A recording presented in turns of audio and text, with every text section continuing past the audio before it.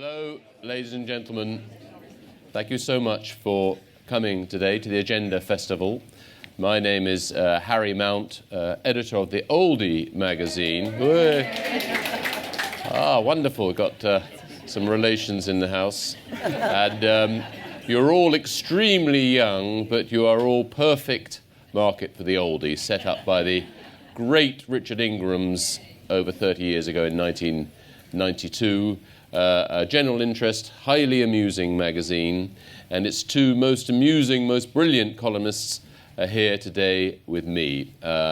Mary Kenny and A.N Wilson, two titans of the literary and journalistic world.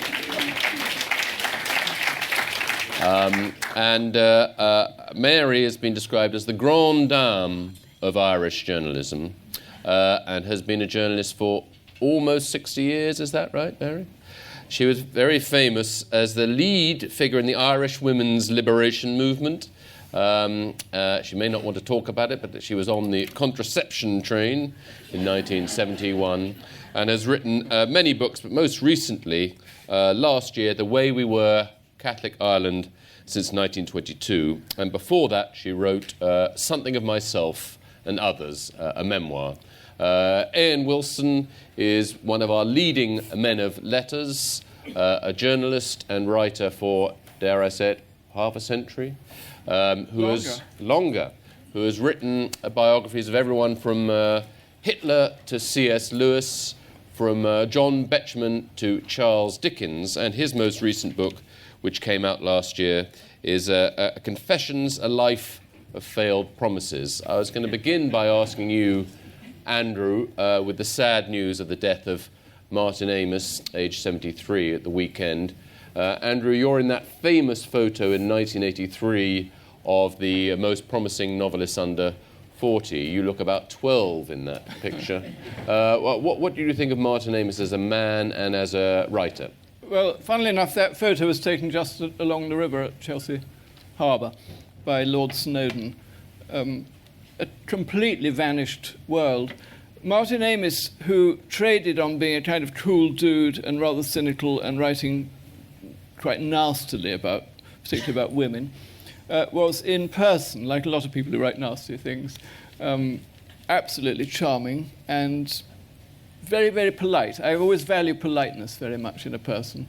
And he was, on the whole, polite, though he lost his temper with me once. We were neighbours, funnily enough, in North London. And only he lived in something called 5 Regents Park Road, and I lived in 5 Regents Park Terrace, so we were always getting one of those posts, and he sometimes quite annoyed. And I met his wife. They'd just had a baby, at least I thought they'd just had a baby. It was about 2 or 3 years before, in fact. And she was coming away from the toy shop in Parkway with this tiny little bicycle. It was about that big, and it had stabilizers on the back wheel. But it was really only about that big. And she said, I've just bought this bike. What do you think about it? And I said, I expect we'll see Martin riding around Regent's Park in it in a minute, because he was absolutely minute. And it was the only time where I saw him completely lose his sense of humour. He didn't think it was funny at all. I think it's only when I become old, like some members of this audience, but by no means all, it's become clear to me how much the body that the Almighty put us into before we were born matters so much. Whether we're tall, whether we're short, whether we're black, whether we're white, but the look of us is so self-defining. And the fact that he was tiny, I think, was really the defining thing about him. He was the sort of dwarf of the family, the titch, and must have been teased all the time about it. And then, of course, was literally having to live up to having a writer father. I'm very lucky. I had a wonderful father who wasn't a writer, and so I didn't have to worry about that. But Martin was always in competition with his father, and on the whole, great as some of his things were, I think he always failed that competition. I remember Kingsley saying to me once, the trouble with Martin, he's a stylist, but he doesn't have anything to write about. So we're going to talk today about the extraordinary people that Mary and Andrew have met, but we're also going to talk about writing memoirs, with both Mary and Andrew have done. And Mary, at the beginning of your extremely good memoir, you quote George Orwell, who says, "No autobiography is plausible unless it contains something disgraceful and shameful about the writer's story." A brilliant quote. In your terrific memoir, you talk about your late husband, the very distinguished foreign correspondent, Dick West, and the great difficulty of caring for him for, would it be almost a decade, in quite graphic detail. Did you worry about that, the effect on your family of revealing all these details? Well, yes, that was in this book called Something of Myself. And I did have a chapter, quite a long section about being a carer when Richard had a stroke and deteriorated little by little and so on, and how, you know, it was... The thing is, Harry, I wrote it at exact point where I knew he wouldn't read it. You know, because he had become very fragile by 2013, and I knew that that book would never get into his hands. So therefore, I was fairly confident that there wouldn't be anything absolutely hurtful to him, because he wouldn't see it, as it were. But I wanted to try and explore this. It's a very complicated role to play, and I'm not really. Having been, you know, a very selfish person most of my life and a very self-seeking and ambitious little minx, you know, I wasn't really cut out to be this altruistic sort of person in a way. And I suppose also in terms of, you know, being involved in feminism and so on, where there were so many discussions about how women are expected to be kind of self-sacrificing, and there's feminism contained this great denunciation of the angel in the house, this wonderful, devoted sort of person who gives up her life, where feminism really was affirming women's own autonomy. Of course, as Andrew says about the body, old age soon teaches you that your autonomy is, you know, is quite limited, really. But anyway, so it was trying to sort of explain and describe this situation where you want to care for somebody you love, and at the same time you have a feelings of both guilt and resentment as well, mixing it all together, but wanting to do the best, but knowing also that your life is being, what remains of your life is being eaten up as well. That's what's so good about it, though, Mary, that your description of Dick, I knew Mary's husband, and it's just wonderful, actually, the way you are so honest about your feelings, and the feelings of resentment mingled with love. And also, of course, it is unfair when you're the one who's the healthy one. It's far worse to be the carer than to be the cared for in every possible way. And you just describe it very movingly and also wittily, like everything you write. Thank you. But I suppose as we all get older, I mean, it's a subject concerns us all that we all think about. It about. does, yeah. So Andrew, in your memoir, you're excoriating about yourself. In fact, the title is Confessions, A Life of Failed Promises. Yes. And you're very honest about your first wife, the distinguished Shakespeare scholar, Catherine Duncan-Jones, who sadly suffered from Alzheimer's. You describe her walking down the street with a plastic bag with a couple of bottles of Pinot Grigio clinking away. How much did you feel you could reveal? Again, it's a very similar situation, but about your ex-wife. Well, except we weren't together, but it was similar, because I used to see her most days, in fact, by then.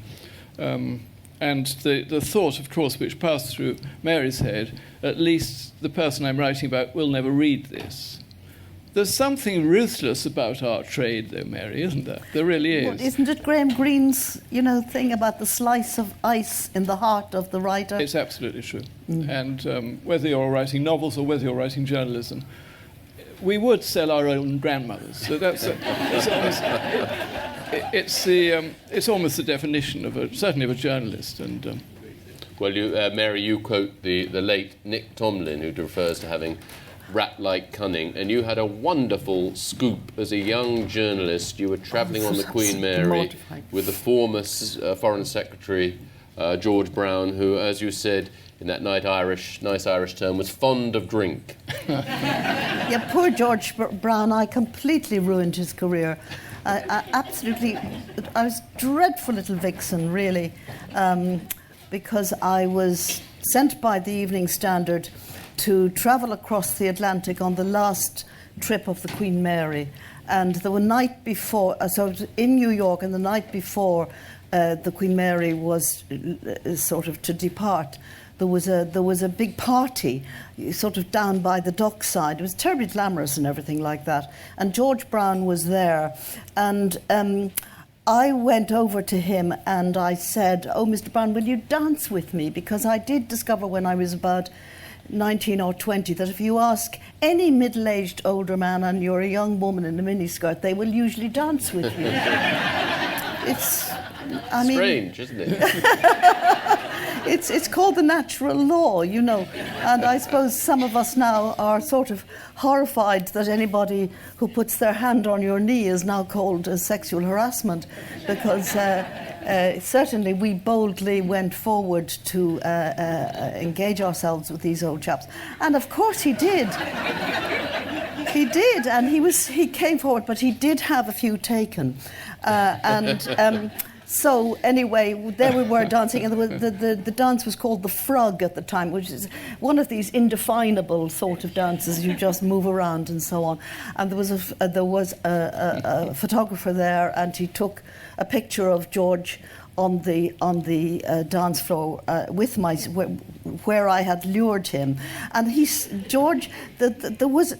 I don't know if you remember, there was inevitably some crisis at 10 Downing Street at the time, and Harold Wilson was struggling with it, and George Brown said to me something, of course he didn't know I was a reporter at all. He said, "I'm not going to be brought down by these buggers, you know." He said something a little bit indiscreet like that, which of course I wrote down in my own little notebook. Got on the transatlantic phone, and it was the splash headline in the first edition of the Evening Standard the next day: "George frugs the night away." You know, while, I mean, I suppose, it's, you know, when I look at I would say Suella Braverman and Rishi Sunak now, you know, it's that sort of thing where the Prime Minister has to come back to deal with something that seems rather trivial. But anyway, and poor George Brown had to resign after that, and his career never recovered. And of course, I didn't think anything of it, because I think when you're young, you can be quite hard-hearted. Yes, know. And you have to be with public figures. They have literally asked for it. I suppose that's true. But in any case, just as a coda, though, yes. Andrew, I did find out later two things about George Brown. First of all, he had a reputation for getting very drunk, but actually he had a very, very low threshold, apparently, and he could be, you know, quite intoxicated on 2 glasses of wine. The second thing was, you know, he sort of retired into private life, married, I think, a second time, and became a Roman Catholic. He did.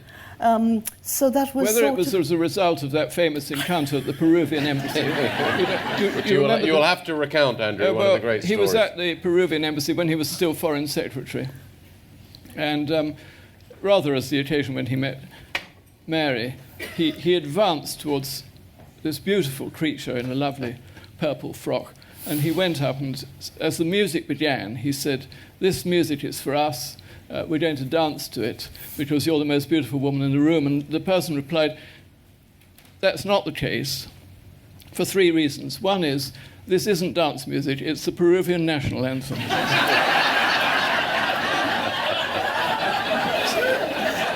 Secondly, it's very flattering of you, but I'm not a beautiful woman. I'm actually a man. And thirdly, I am the Cardinal Archbishop of Lima.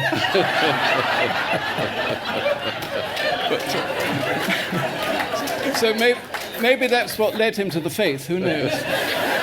But Andrew, Mary's spoken very honestly about her ruthless stitching up of George Brown, but actually, wouldn't you agree that journalists are, in fact, I would say this as one, but they're actually much nicer and better company than full-time writers? You're both, but I count you as an honorary journalist. Well, thank you very much. Discussion. Well, I mean, the trouble with most poets and novelists is that they're tremendously self-important. I don't know why, but we were talking a little bit about this earlier, and we wondered whether it's because they're always on their own, rather like dons who spend most of their time on their own, university teachers. They develop pomposity and self-importance, whereas journalists, on the whole, in my experience, aren't self-important. There are a few of us who are a bit self-important, but on the whole, we meet in bars, we swap a lot of gossip, and I've always found journalists the best company in the world. In fact, I'm rather like Lord Beaverbrook, who used to say he pitied anyone who wasn't a journalist.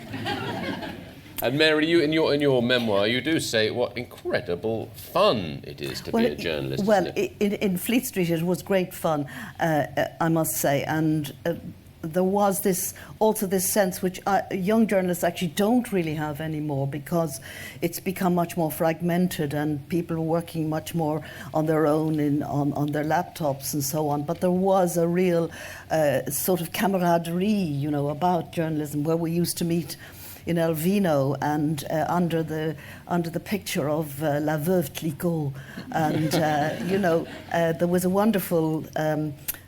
We all have our mentors and the people who influence us and so on. And there was a wonderful opera critic called Philip Hope Wallace, who was a great legend in his time, and he used to sit under this picture and call, "Another bottle of the widow, please." This was when calling for another bottle of Veuve Clicquot. And he would tell all these marvellous stories, and older journalists would come in and tell these legendary stories of, how they'd, James Cameron's famous story that he was sent off to the Middle East, and he came back and he filled in his expenses and he said, "Taxi to Victoria Station, 5 shillings, to hire of camel, 2,000 pounds."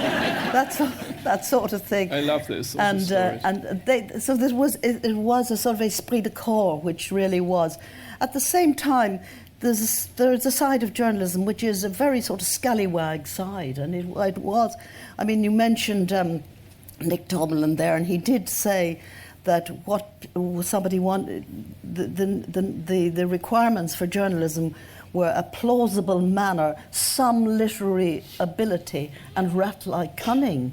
And Nick Tomlin was a very fine journalist, actually he died and a very brave one, and died in the Yom Kippur War in 1973.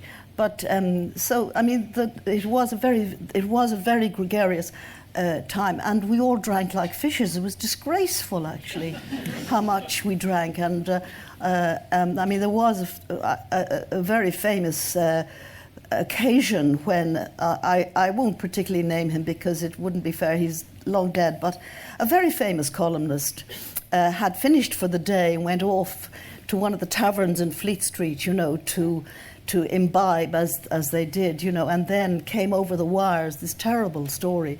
The President of the United States had been assassinated. JFK was, and of course the story came through at about 6 o'clock our time. So some young journalist was sent to crawl through the various taverns and pubs of Fleet Street to find this famous commentator, because he had known JFK and had interviewed him, and he was brought back to the office, and he was so intoxicated that his fingers went between the interstices of the typewriter. But in some way, the young amanuensis was able to deduct from what he was saying, and this was in the Daily Express, which of course was at the time the ace reporters' newspaper, and they managed to get something together. But I think he did give up the drink after that. Yeah. But it was a reflection of the gregariousness of Fleet Street. The late Alan Watkins, who you both knew, a distinguished political journalist, who towards the end of his life would file his copy from home, and for the first time in many years he went into the Independent on Sunday office and was amazed, then in Canary Wharf, and was amazed to find complete silence with everyone tapping away at their screen, as opposed to the incredible chatting in Fleet Street. And so that was where stories came from, wasn't it? Yes, it was from chat. It definitely was from chat. And I love the thought of that man being brought back for John F. Kennedy's death. I mean, what's extraordinary about most of the Fleet Street papers is that, although Mary's politely said that they wrote their articles and then went to imbibe, in fact, because of the timetable, most of them imbibed, and then at about 4:30 or 5, whenever you finish lunch, if you're a journalist, they went back to the office, and that was when they wrote things like the leaders of the Daily Telegraph. I mean, there was a divide, because the Telegraph were in the Keys, weren't they, the pub? Yes. And some of the lesser mortals were in other pubs, Cheshire Cheese or something, and then the real creme de la creme, like Mary and Philip Hope Wallace, were in El Vino. And woe betide anyone who calls it El Vino's. And of course, the Kings and Keys, which was it was composed. The clientele were half high Tory Telegraph writers and half Irish Trotskyists. Yes. So you can imagine the conversation was very stimulating. Mary, you refer in your lovely book to talking to Paul Dacre, the former editor of the Daily Mail, on the question of graduates versus non-graduates in journalism. And I think he said graduates might be better educated, but non-graduates were hungrier. Well, you also admit that you're very chippy about not going to university. Oh, yes, yeah. But do you think it makes any difference at all? You're an absolutely brilliant journalist and writer. It hasn't held you back in the slightest, has it? No, I'm still incredibly chippy, Harry. I mean, I'm 79 years of age and I still want to go to Trinity College Dublin. Which was, of course, even more piquant because it was banned for Catholics at the time. You know, the Archbishop of Dublin thought it was an occasion of sin, which made it all the more attractive, of course. And no, I left school at 16, and so I've sort of had to make my way in the world, and I do really, really envy people who've had a good. I mean, Andrew writes in his marvellous memoir about his academic life, and I think it's a wonderful thing, and I think it does train the mind. But that conversation with Paul Dacre was interesting. I did ask him, whether he preferred, as a journalists who were, and this was the turn of the century, about 2000, whether they were graduates or whether they had come straight from school. And he said, just as you said, that the graduates had a much better discipline, if you like, but that people who came straight from school were hungrier, more ambitious. And I remember when I first came to Fleet Street, I actually worked for a time as a secretary on The Guardian, and I remember an older night editor who was from the north of England, who was from the old Manchester Guardian. He was actually prejudiced against graduates. He said, we don't want smart aleck varsity men here. We want good working class lads and lasses, coming in who are ready. And I suppose that is the downside, that in a way that the overwhelming, all journalists now are graduates. And it has, if you like, put off working class kids from... I totally agree. And also I think, although it's true to say the universities train your mind, that's what I've got against them, actually, because I think it often makes those minds that have been trained very, very boring.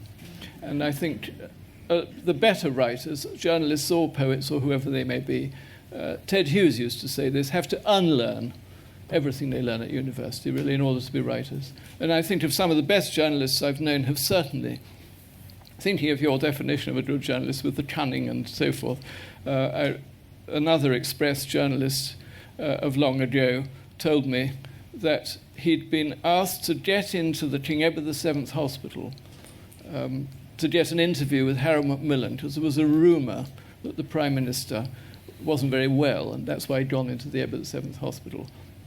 And he said, I can't get into that hospital. It's a very grand hospital. It's where the Queen goes and everything else.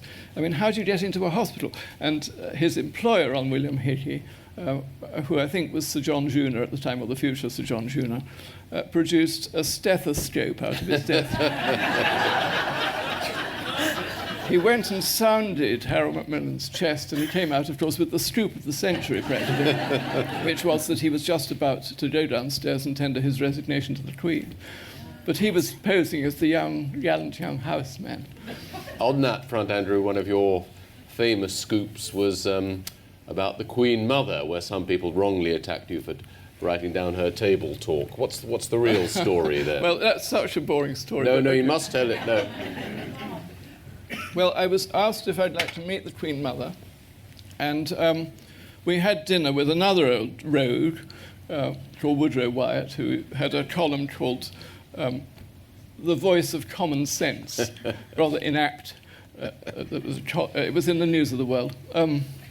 Anyway, so there were a lot of journalists around the table. It was me, Peregrine Worsthorne, Woodrow Wyatt, and the Queen Mother. So she had scarcely walked. It wasn't as though she'd walked into a room full of duchesses or something. She'd walked into a room full of old hacks. And she told a perfectly harmless anecdote, which I've heard since lots of members of the royal family have told. There was an evening in the war to raise money for some worthy cause. I've forgotten now what it was, but it might have been for the Free French. I think it was for the Free French in London. And English poets were asked to a London theatre to read it was a charity event. And the King and Queen and the little princesses were in the front row. And they had all their friends, like Osbert Sitwell and so forth, whom they loved.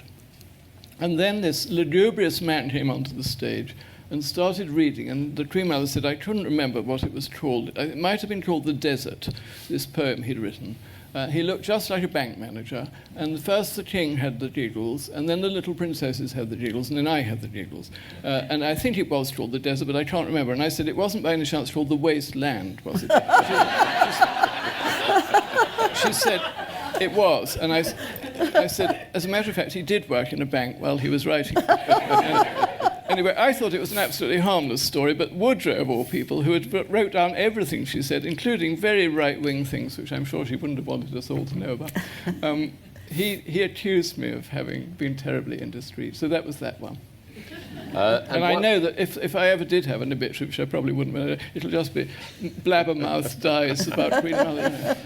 One of the other great joys of journalism is meeting people from different generations, like you meeting the Queen Mother. I had the good fortune to work with the great Bill Deeds at the Telegraph for many years. I've been a war hero and a cabinet minister, and was a walking encyclopedia in 2001. It was the 50th anniversary of the Festival of Britain, and Charles Moore, the editor of the Telegraph, said to Bill, do you remember it? Was it any good? He said, oh, absolutely marvellous. Not a patch on the Empire exhibition in 1924 at Wembley. And it was wonderful to have that range. And you talk again, Mary, you had these extraordinary people you met. You met Marlon Brando, Marlene Dietrich. They're not actually necessarily always that interesting in the flesh, is that right, these greats? Well, it's just, I think, people who have been interviewed a lot of times haven't got new things to say, really. And so therefore they are, whereas somebody who's never been interviewed is absolutely fresh and and I do remember with the Dietrich, I mean, I thought Dietrich was absolutely the most amazing star. I thought she was absolutely terrific. And then I was sent to interview her, and she was performing at the Café Royal, and she did look, I mean, she was quite tired looking, but very well put together, obviously still. I think this would have been late 1960s. But she was very gloomy that evening, and she didn't really say very much. All she said was, all my friends are dead. All my friends are dead. I know the feeling. Hemingway is dead. Cocteau is dead. They are all dead. I think John Wayne was actually still alive at the time. I'm not sure, but she was very friendly with him too.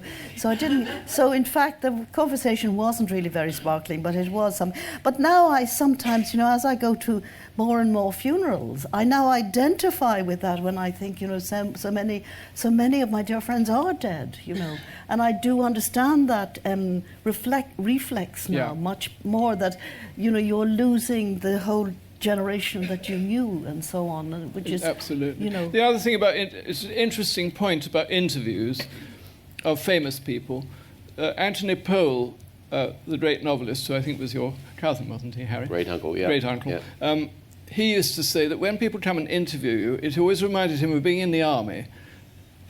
You had your kit inspected every so often, either by a sergeant major or by one of the officers. And because this wasn't a very nice experience, you kept some kit which you never actually used. You kept your beautifully blanketed spats, and you kept your beautifully polished boots and so on. That wasn't the stuff you actually used or wore. And you spread it all out on your bed when you knew there was going to be an inspection, but it wasn't the real kit. And he said that's what it's like when you're interviewed by a journalist. You just present them with this stuff, which is just routine. And I notice it over and over again in papers with the more famous the person is, the more, when you see they're being interviewed, that they say the same old things that they said in the last interview and the one before. Whereas the rising star, or the person that isn't normally interviewed, you might get something out of. Unless, of course, you're one of these really brilliant interviewers, like Lynn Barber, whose birthday I see it is today in the paper, who does persuade. I mean, she was the one who persuaded Jimmy Savile. It was astonishing, having printed that in the Sunday paper, that the police didn't come around the next morning. But anyway, to more or less admit the kind of life he had. And is it different, Andrew, when you were writing your terrific memoir, if you're writing about your father, you write very movingly and honestly about your father, who was the head of the Wedgwood factory in Stoke-on-Trent, and then you're quite brutal about him at times, but did writing about him change your feelings about him? Very much so. Because writing about him, I did think sometimes I was being unkind, because he did turn into the most fantastic bore, and couldn't stop telling anecdotes. I know exactly the feeling, because I've turned, as you've already seen it, I am. But I did come to revere him, because he'd done so many good things with his life, including making and designing beautiful objects, and building a factory. But his sole motivation in building that factory with the ever-lamented Josiah V Wedgwood was to have a factory which didn't kill people who worked in it. I mean, most of the people who worked in Stoke-on-Trent, until they built that factory, died aged 35 of silicosis. And they built this electric factory, which, of course, then you had a normal lifespan. So things like that. He was so practical, he was so clever, and he was a sweet and gentle and lovely man. And I fell in love with him again, writing about him, even though, as I say, he turned, as we probably all do, into a most crashing bore. Mary, your terrific memoir, as well as talking about your life, actually is an extremely good book about journalism. I'd recommend anyone in the audience who either wants to become a journalist or do journalism, or their children and grandchildren are interested in it. It's extremely good. The number one thing, which I feel very strongly as an editor, is reliability. However drunk you are, however hungover, always file on time. And you had a very reliable, was she an assistant, who had the name of Delia Smith. Whatever happened to her? No, I hired Delia Smith when I was briefly features editor of the Evening Standard in 1972, wasn't it? And she was just a terrific interviewee. She absolutely, you could just tell she was completely reliable. You could believe anything she said. Anything she said she would do, she'd do. She also left school, I think, quite young and started in the kitchens and so on, age 16. Now, I was very briefly as features editor of the Evening Standard, and I was really appointed to this because the editor felt it was time to have a woman in that position. There were no women executives whatsoever in most of Fleet Street at that time, and so I was appointed. But I was completely underqualified for the job. I was completely at sea. I was useless at reading spreadsheets and all these things, you know. And that experience has made me very much against token appointments. Hiring somebody because they tick some certain box, one, whether of what sex or gender or ethnicity or so on, and it absolutely convinced me that you should always hire the person who's best for the job, really, you know. But you did with Delia Smith. You obviously did hire the best person for the job. I wasn't. No, I was terrible. I was really, it was humiliating. But on the other hand, you know, you do learn a lot from failure. You learn a huge amount from failure, much more than you do from success, which I think is an old Jesuit idea. But when we were talking about interviews, of course, Lynn Barber is probably the best, one of the best in the business, but she's so good that people are afraid to be interviewed by her. You know, so that has actually been one of the problems that's developed. And I think the interview format has very much changed because there are far more consultants, public relations people and so on around the star now, that it's really hard to get to sort of get. The last kind of celebrity interview I did for the Daily Express was with Pierce Brosnan, and it was there were sort of 6 or 8 or 10 journalists all lined up outside in a room in the Shelbourne Hotel in Dublin, each having half an hour with the star. They imitate the Americans, don't they? Because they insist everything's recorded. And when you and I have been sent over to America, I remember when I interviewed Dr. Billy Graham. Yeah. Which was rather wonderful, actually. But it was all recorded. Yes. And they wouldn't let you out of the hotel. It was done in a Marriott hotel.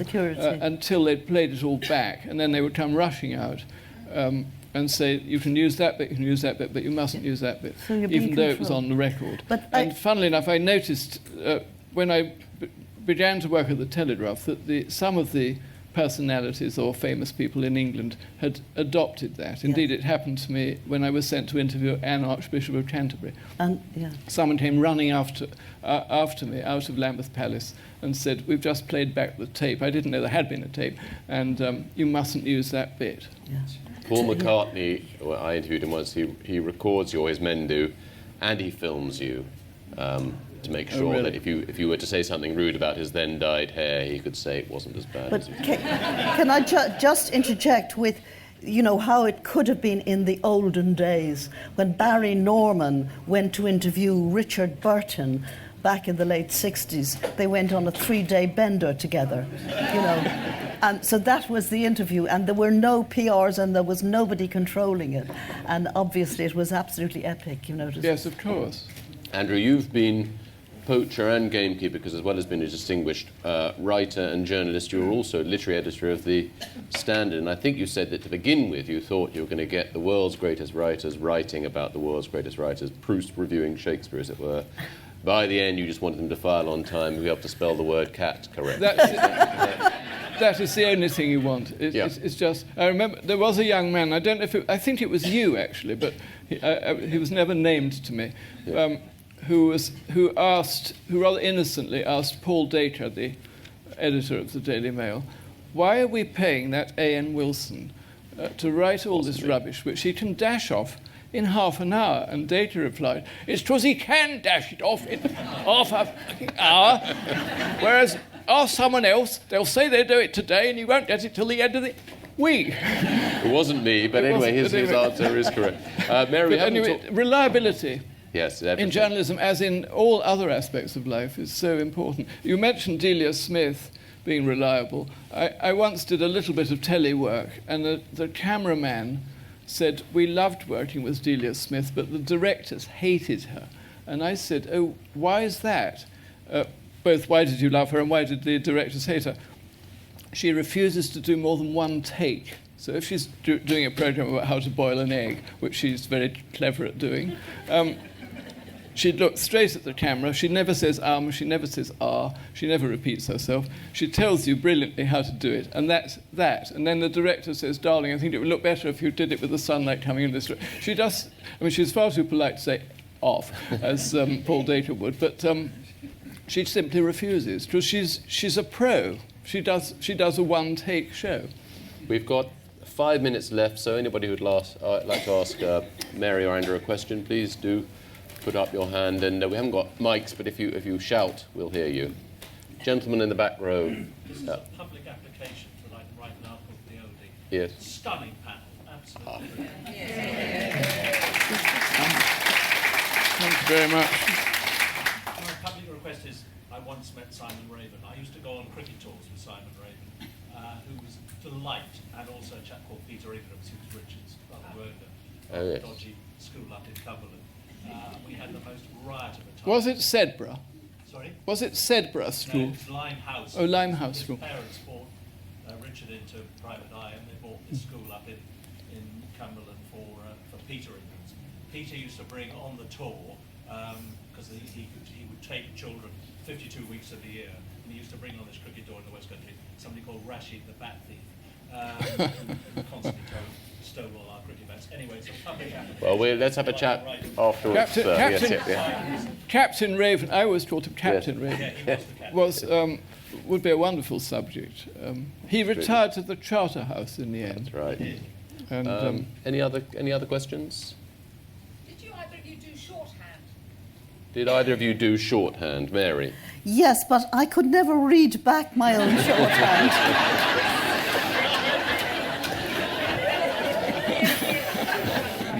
Andrew? I do my own version of shorthand, but that's very funny, of course. Any other questions? Mary, which is your most favourite interview of all time? The question was, what was Mary's most favourite interview of all time? Oh, gosh. I don't really know, actually. Well, I was very impressed by a wonderful Russian poet called Irina Ratishinskaya. And I didn't include, I sort of forgot about her. She was a dissident poet and a deep Christian, and she suffered so much in the Soviet Union, but she kept writing, and she was so inspiring and sincere and really wonderful. And I also interviewed the wonderful French doctor Jérôme Lejeune, who actually discovered the chromosome which causes Down syndrome. But he had such a tender attitude to the disabled children that he identified. It was really, really moving. You know, it was quite a short interview, but I've never forgotten him, really. I thought he was marvellous.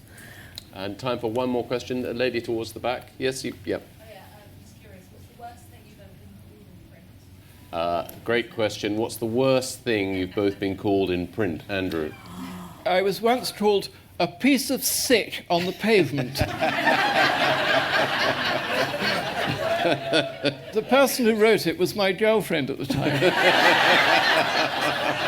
But that was the end of the relationship, I'm afraid. Dare we ask who she was? Well, she's writes for the Oldie, I'll put it that way. Mary. Golly. Perhaps I've put it out of my mind. I can't really remember. But I do go on Twitter sometimes, which perhaps is sometimes a mistake, and one does get called dreadful things on Twitter constantly.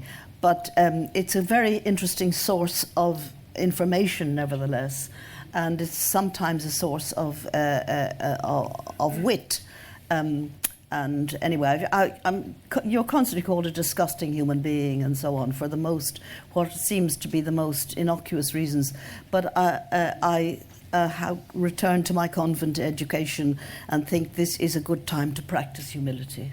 Well, that's a very good place to stop. I must say, we haven't touched, I'm afraid, on your book on Ireland, Mary, but you must be the only person who's been both complimented by the Queen on your book and kissed by Gerry Adams. But I'd like to thank two great titans of writing, Mary Kenny and A.N Wilson, and all of you for coming.